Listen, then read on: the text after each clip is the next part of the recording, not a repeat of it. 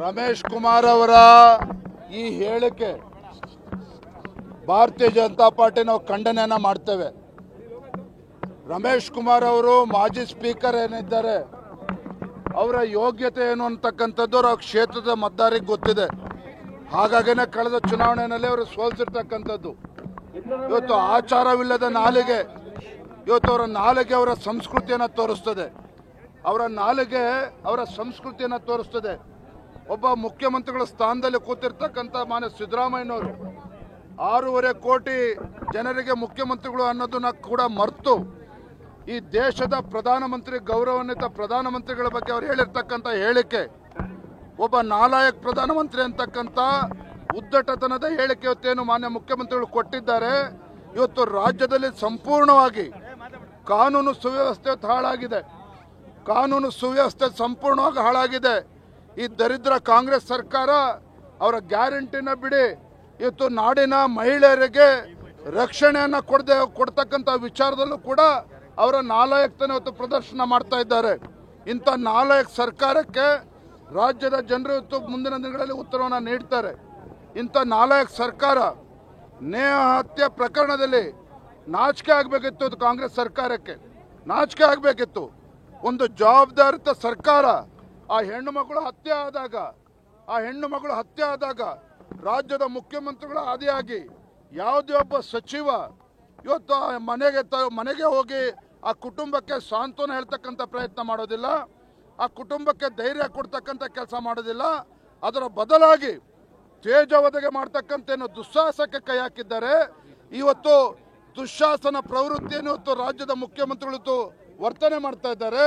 ಈ ನಾಡಿನ ತಾಯಂದ್ರು ಹೆಣ್ಣು ಮಕ್ಕಳು ಇವತ್ತು ತಕ್ಕ ಉತ್ತರವನ್ನು ನೀಡ್ತಾರೆ. ನಾನು ಇವತ್ತು ಪ್ರಾಮಾಣಿಕ ಒಂದು ಮಾತನ್ನು ಹೇಳ್ತೇನೆ. ರಾಜ್ಯದ ಜನರು ಈ ಕಾಂಗ್ರೆಸ್ ಸರ್ಕಾರದಿಂದ ಮುಖ್ಯಮಂತ್ರಿಗಳು, ಗೃಹ ಸಚಿವರ ಹೇಳಿಕೆ ಯಾರು ಕೂಡ ನಿರೀಕ್ಷೆ ಮಾಡಿರಲಿಲ್ಲ. ಇವತ್ತು ಪೊಲೀಸ್ ಅಧಿಕಾರಿಗಳನ್ನ ಬಳಸ್ಕೊಂಡು ಆ ಕುಟುಂಬದ ವಿರುದ್ಧ ತೇಜವಧೆ ಮಾಡ್ತಕ್ಕಂಥ ನೀಚ ಕೃತ್ಯಕ್ಕೆ ಇವತ್ತು ಏನು ಕಾಂಗ್ರೆಸ್ ಸರ್ಕಾರ ಇಳಿದಿದೆ. ಇವ್ರಿಗೆ ಧಿಕ್ಕಾರವನ್ನ ರಾಜ್ಯದಲ್ಲಿರ್ತಕ್ಕಂಥ ಮಹಿಳೆಯರು ಇವತ್ತು ಕೂಗ್ತಾ ಇದ್ದಾರೆ. ಬಹಳ ದುರಂತ. ಇವತ್ತು ರಾಜ್ಯದಲ್ಲಿ ಒಂದು ಕಡೆ ಕಾನೂನು ಸುವ್ಯವಸ್ಥೆ ಹಾಳಾಗಿರ್ತಕ್ಕಂಥದ್ದು, ಒಬ್ಬ ಇಂಥ ನಾಲಾಯಕ್ ಮುಖ್ಯಮಂತ್ರಿಗಳನ್ನ ಪಡೆದಿರ್ತಕ್ಕಂಥ ನಿಜವಾಗ್ಲೂ ಕೂಡ ಜನರು ಇವತ್ತು ಶಾಪ ಆಗ್ತಾ ಇದ್ದಾರೆ. ಈ ಥರ ವಿಚಾರದಲ್ಲೂ ಸಹ, ಇಂಥ ಕೊಲೆ ವಿಚಾರದಲ್ಲೂ ಕೂಡ ಕೊಲೆಗಡಕರನ್ನ ಒದ್ದು ಒಳಗೆ ಹಾಕುವ ಬದಲು ಇವತ್ತು ಅವರಿಗೆ ರಕ್ಷಣೆ ಕೊಡ್ತಕ್ಕಂಥ ಕೆಲಸ ಇವತ್ತೇನು ರಾಜ್ಯದ ಮುಖ್ಯಮಂತ್ರಿಗಳು ಮಾಡ್ತಾ ಇದ್ದಾರೆ. ಇದು ಅಕ್ಷಮ್ಯ ಅಪರಾಧ ಇದು.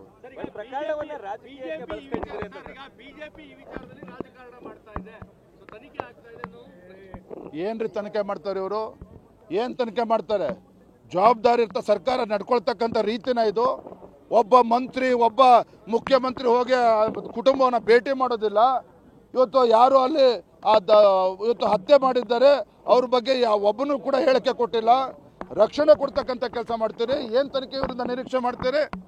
ನಾವು ಅದಕ್ಕೆ ಭಾರತೀಯ ಜನತಾ ಪಾರ್ಟಿ ಒತ್ತಾಯ ಮಾಡಿದೆ. ಸಿಬಿಐ ತನಿಖೆಗೆ ಇದನ್ನ ಕೊಡಬೇಕು.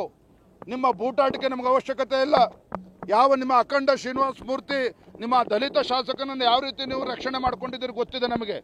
ಒಬ್ಬ ದಲಿತ ಶಾಸಕರಿಗೆ ನ್ಯಾಯ ಕೊಡಲಿಲ್ಲ. ಒಂದು ಹೆಣ್ಣು ಮಗಳು ಹತ್ಯೆ ಆಗಿದೆ, ಅದಕ್ಕೂ ಕೂಡ ನಿಮ್ಮಿಂದ ನ್ಯಾಯವನ್ನು ನಿರೀಕ್ಷೆ ಮಾಡೋದಕ್ಕೆ ಸಾಧ್ಯ ಇಲ್ಲ.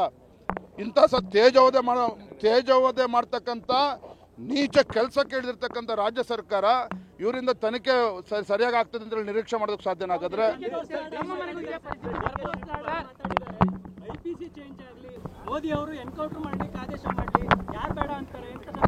ಅವನ್ರಿ ನಾಲಾಯಕ್ ಸಂತೋಷ್, ಅವನ ಬಗ್ಗೆ ಯಾಕ್ರಿ ಮಾತಾಡ್ತೀರಿ? ರಾಜ್ಯದ ಮುಖ್ಯಮಂತ್ರಿಗಳು ಎಷ್ಟು ಬೇಜವಾಬ್ದಾರಿಯಿಂದ ನಡ್ಕೊಳ್ತಾ ಇರ್ತಕ್ಕಂಥ ಸಂದರ್ಭದಲ್ಲಿ ಯಾವ ಸಂತೋಷ್ ಲಾಡ್ ಬಗ್ಗೆ ಮಾತನಾಡ್ತೀರಿ? ಇದೇ ರೀತಿ ಹೇಳಿಕೆಯನ್ನು ಕೊಡ್ತಾ ಇರಲಿ, ಹೆಣ್ಮಕ್ಳೇ ಬಡಗಿ ತಗೊಂಡು ಬಾರಿಸ್ತಾರೆ ಅವ್ರಿಗೆ.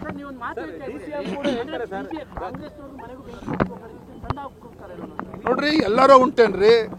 ಒಬ್ಬರು ಮುಖ್ಯಮಂತ್ರಿ ಈ ನಾಡಿನಲ್ಲಿರ್ತಕ್ಕಂಥ ಎಲ್ಲ ವರ್ಗ, ಎಲ್ಲ ಸಮಾಜ, ಎಲ್ಲ ಜಾತಿಗೆ ಅವರು ಮುಖ್ಯಮಂತ್ರಿಗಳು. ಯಾವುದೇ ಒಂದು ಕೋಮಿಗೆ ಮುಖ್ಯಮಂತ್ರಿಗಳಲ್ಲ.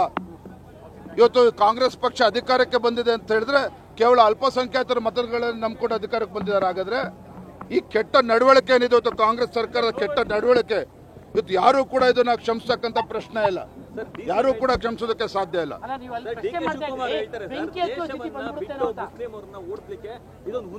ಏನಂದ್ರೆ ಮುಸ್ಲಿಮರ ಬಗ್ಗೆ ಮಾತನಾಡ್ತಾ ಇಲ್ಲ. ಯಾರು ದೇಶದ್ರೋಹಿಗಳಿದ್ದಾರೆ,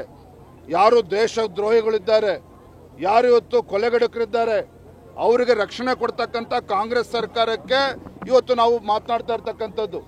ಅಲ್ಪಸಂಖ್ಯಾತರು ಇವು ವಿರೋಧಿಗಳು ಭಾರತೀಯ ಜನತಾ ಪಾರ್ಟಿ ಏನಲ್ಲ, ಆದ್ರೆ ಇದು ಅಲ್ಪಸಂಖ್ಯಾತರ ತುಷ್ಟೀಕರಣ ಮಾಡ್ತಕ್ಕಂಥ ನಿಟ್ಟಿನಲ್ಲಿ ಇವತ್ತು ಕೊಲೆಗಡಕರನ್ನ, ದೇಶದ್ರೋಹಿಗಳನ್ನ ಪಾಕಿಸ್ತಾನ್ ಜಿಂದಾಬಾದ್ ಅಂತೇಳಿ ಘೋಷಣೆ ಹಾಕಿರ್ತಕ್ಕಂಥವ್ರಿಗೂ ಏನು ರಕ್ಷಣೆ ಕೊಡ್ತಕ್ಕಂಥ ಕೆಲಸ ಇವತ್ತು ಕಾಂಗ್ರೆಸ್ ಸರ್ಕಾರ ಮಾಡ್ತಾ ಇದೆ.